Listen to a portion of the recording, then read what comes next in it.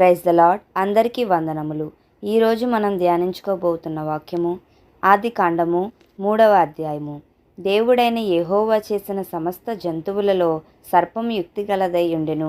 అది ఆ స్త్రీతో, ఇది నిజమా? ఈ తోట చెట్లలో దేని ఫలమునైనను మీరు తినకూడదని దేవుడు చెప్పెనా అని అడిగెను. అందుకు స్త్రీ, ఈ తోట చెట్ల ఫలములను మేము తినవచ్చును. అయితే తోట మధ్యనున్న చెట్టు ఫలములను గూర్చి దేవుడు మీరు చావకుండునట్లు వీటిని తినకూడదనియు వాటిని ముట్టకూడదనియు చెప్పెనని సర్పముతో అనెను. అందుకు సర్పము, మీరు చావనే చావరు, ఏలయనగా మీరు వాటిని తిను దినమున మీ కన్నులు తెరవబడుననియు మీరు మంచి చెడ్డలను ఎరిగిన వారై దేవతల వలె ఉందురనియు దేవునికి తెలియనని స్త్రీతో చెప్పగా, స్త్రీ ఆ వృక్షము ఆహారమునకు మంచిదియు కన్నులకు అందమైనదియు వివేకమిచ్చు రమ్యమైనదియునై ఇండుట చూచినప్పుడు ఆమె దాని ఫలములలో కొన్ని తీసుకుని తిని తనతో పాటు తన భర్తకును ఇచ్చెను. అతడు కూడా తినెను. అప్పుడు వారిద్దరి కన్నులు తెరవబడెను. వారు తాము దిగంబరులమని తెలుసుకొని అంజూరపు ఆకులు కుట్టి తమకు కచ్చడములను చేసుకొనిరి.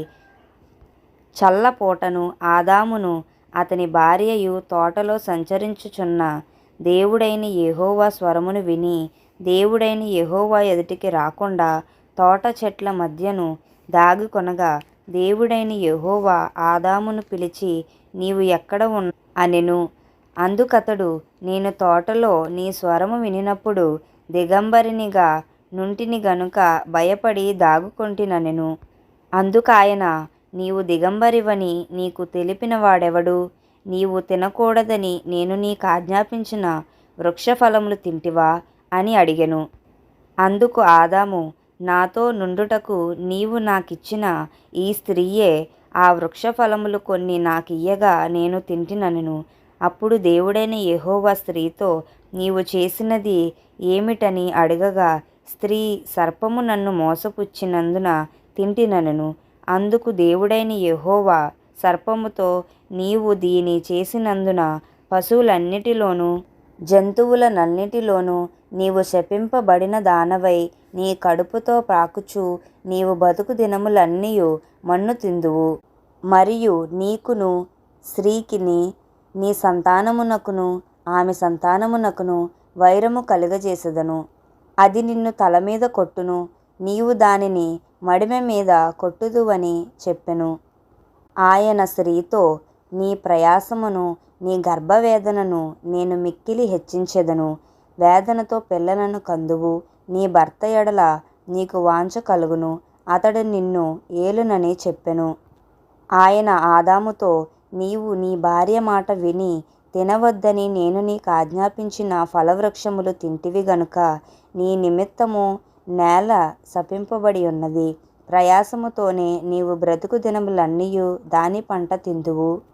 అది ముండ్ల తుప్పలను గచ్చ పొదలను నీకు మొలిపించును. పొలములోని పంట తిందువు. నీవు నేలకు తిరిగి చేరు వరకు నీ ముఖపు చెమట కార్చి ఆహారము తిందువు. ఏలయనగా నేల నుండి నీవు తీయబడితివి, నీవు మన్నే గనుక తిరిగి మన్నే పోదువని చెప్పెను. ఆదాము తన భార్యకు హవ్వ అని పేరు పెట్టెను. ఏలయనగా ఆమె జీవము గల ప్రతి వానికిని తల్లి. దేవుడైన యెహోవా ఆదామునకును అతని భార్యకును చర్మపు చొక్కాయిలను చేయించి వారికి తొడిగించెను. అప్పుడు దేవుడైన యెహోవా, ఇదిగో, మంచి చెడ్డలను ఎరుగునట్లు ఆదాము మనలో ఒకని వంటి వాడాయెను.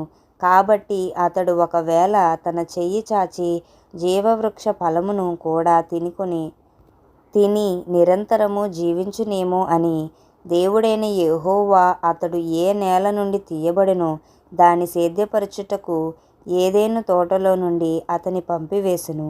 అప్పుడాయన ఆదామును వెళ్ళగొట్టి ఏదెను తోటకు తూర్పు దిక్కున కెరూబులను జీవవృక్షమునకు పోవు మార్గమును కాచుటకు ఇటు అటు తిరుగుచున్న ఖడ్గజ్వాలలను నిలువబెట్టెను. Praise the Lord. అందరికీ వందనములు.